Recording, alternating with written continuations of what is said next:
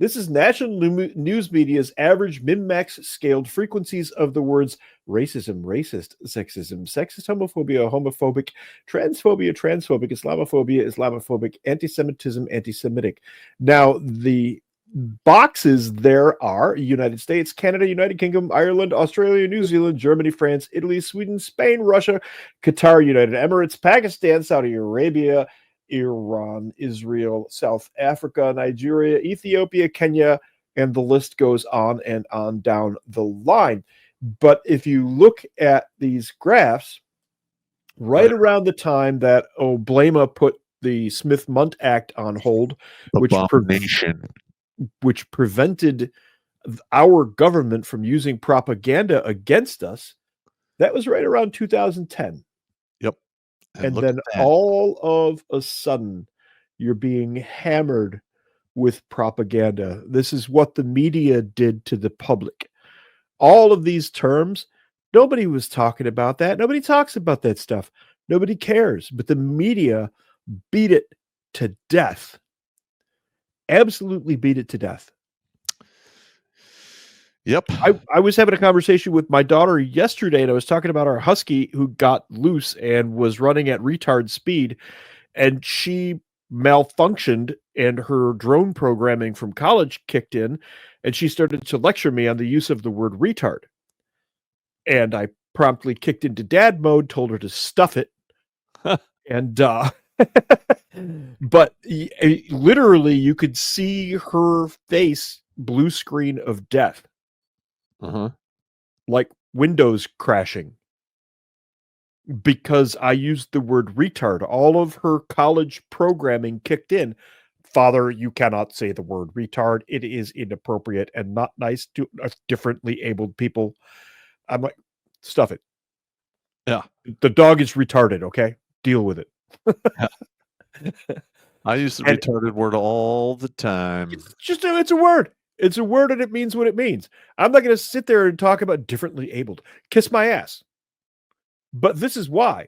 It all began happening right around 2010 when the Smith-Mundt was turned off, and all of a sudden the United States government could propaganda your ass to death. And that's what's happening. Yeah. That's exactly what's happening. Now let's get to the... Well, hang on. You can see all this in the commercials they're showing to us. Yeah. Oh, you can absolutely see all of it in the commercials that they're showing to us. But let's make it really fun. Let me get the video right here. Can I make this close? Can I make it bigger? I'd like to put the video. Antonio's Jessica Headley. And I'm Ryan Wolf. Our greatest responsibility is to serve our Treasure Valley communities. The El Paso, Los Hang on. Right, so if you want to make it bigger. Michigan communities. We are extremely proud of the quality of balanced journalism that CBS 4 News exists. Stop it from playing. All right, so I can hear you. Pay attention to me. I was trying to make it bigger and it was not allowing me to. Okay. I usually just take it out of the article right to YouTube and then I make it bigger there. Okay. Well, do me a favor. Gently touch my nuts and allow me to carry on here. Okay. Watch this though. Watch how many news they're repeating a script. One-sided news stories plaguing our country. The sharing of biased and false news has become all too common on social media. More alarming, some media outlets publish these same fake stories without checking facts first. The sharing of biased and false news has become all too common on social media. More alarming, some media outlets publish these things simply aren't true without checking facts first. Unfortunately, some members of the media use their platforms to push their own. You get the idea. You get the idea. This is your news media. Terrifying. That's 2018. I know, but we've been saying this for a while. All of our mainstream media is owned by 6 corporations for a fucking reason. And now you're seeing it right here in real time. And they get their news from 2 sources, Reuters and API, which are also owned by individuals. Correct. But literally, I mean, the chances of that happening independently, where everyone's saying the same script, is almost zero. It's zero. It is zero. Well, nothing's ever zero. it's very. I got low. something for you to zero right here. I'm just saying. This kind of coordination is Planned. deliberate activity. This is psychological warfare 101. This is saturation. Correct. This is like the first part of the PSYOP course. Well, if you worked in civil affairs, same as me. Yeah. Civil affairs works hand in hand with PSYOPs. I have been in the room when they were planning shit like this to use on other nations. Yes.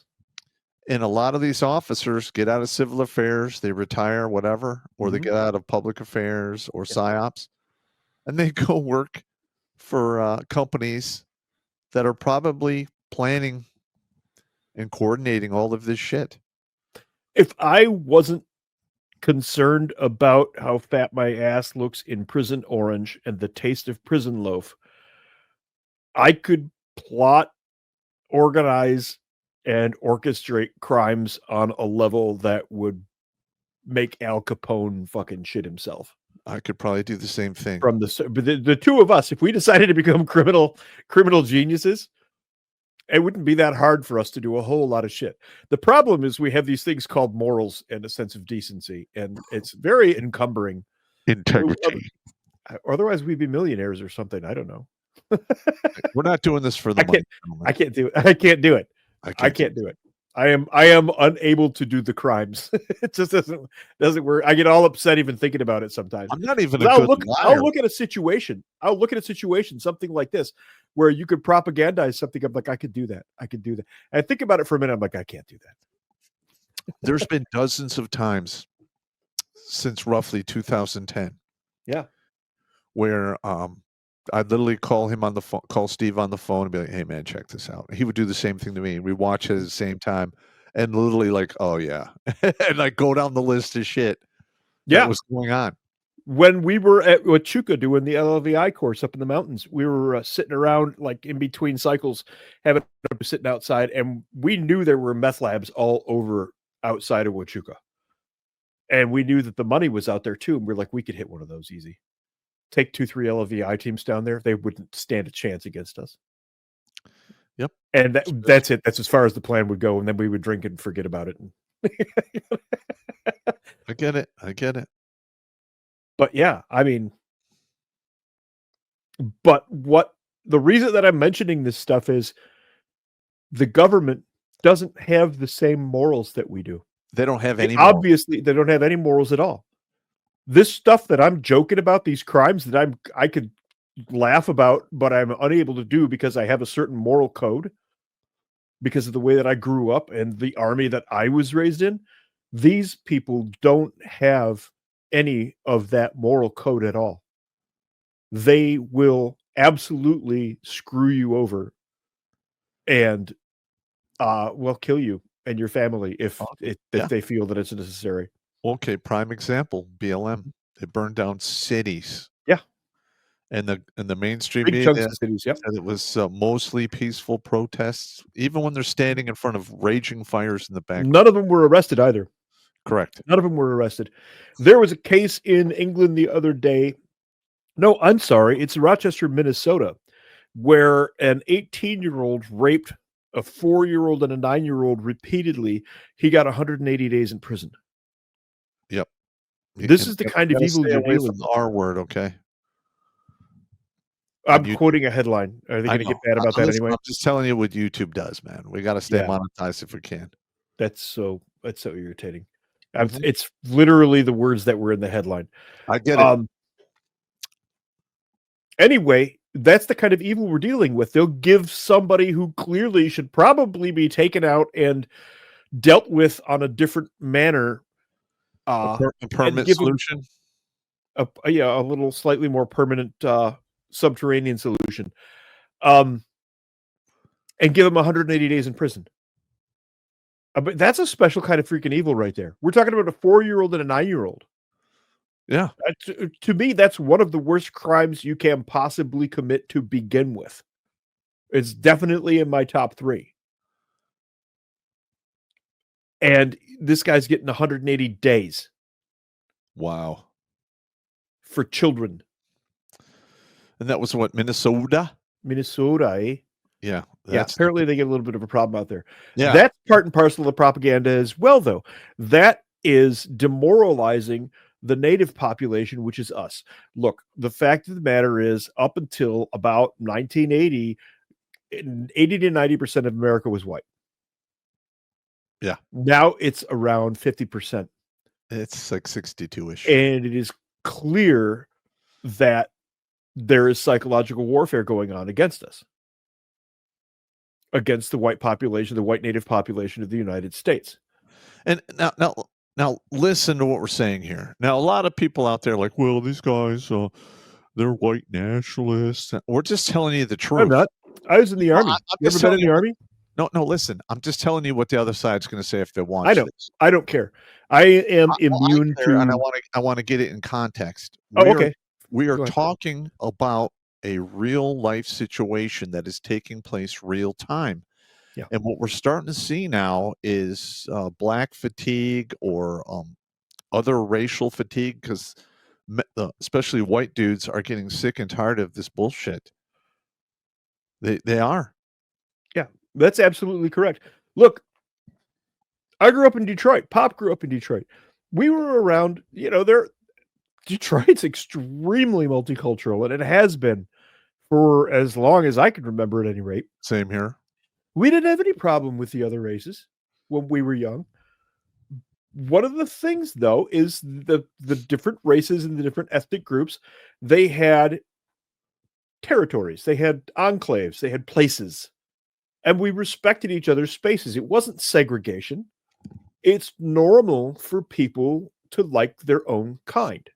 Yep. It's normal. But that was weaponized as well, and that's part of what we'll be getting here in the show. Let's get into a little more about how it was weaponized. This is that same clip, but somebody put it out again just 5 months ago. Uh-huh. If you doubt this, then you have not seen the compilation of identical Orwellian-sounding messages delivered by local news personalities from different news stations across the country. This happens over and over and over again. It's not this one video. If I really wanted to spend the time, we just needed an example of it. I could find dozens of these. All of the propaganda that's out there, one of the biggest ones recently was that stupid book written by the stupid girl from the Sonoma Valley whose parents are both teachers at elite academies about how terrible it is that she has confusion over her gender. It's just so tragic. And the book is a bad graphic novel, and it's crap. You're talking And everybody's like, it has to be in schools. It has to be in kindergartens. It has to be shown to kindergartners, blah, blah, blah, blah. And the book, I've seen it, and I spoke on it at a county council. And I said, I went through the rubric for the academies that this girl's parents teach at, right? In 4th, 5th, and 6th grade, they're learning about linear graphing and Roman history and the Constitution and all of that stuff, right? What are your kids learning about? Lube. Yeah. Literally, I'm not kidding. Or I'm not even remotely kidding. They're learning about lube. Well, the kids of the elites are learning Roman history. Well, Jendar is a science fiction character, of course. Jendar, yeah. Jendar, yeah. Yeah. So there you go. Exactly.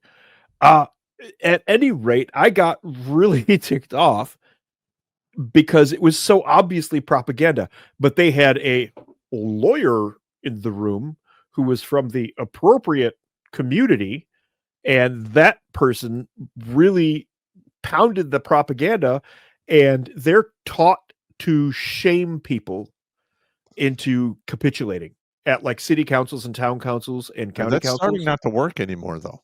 It's starting not to work anymore, but it has worked long enough that it has caused a great deal of damage. One of the biggest things is none of our kids know how to think anymore.